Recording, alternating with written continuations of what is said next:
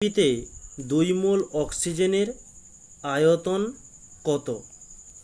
ওকে, আমরা যখন theory class করেছিলাম আমরা ওখানে একটা জিনিস জেনেছিলাম। জিনিস বলতে আমরা একটা সূত্র হিসাবে বলতে পারি যে এসটিপিতে 1 মোল যে কোনো গ্যাসের আয়তন 22.4 লিটার।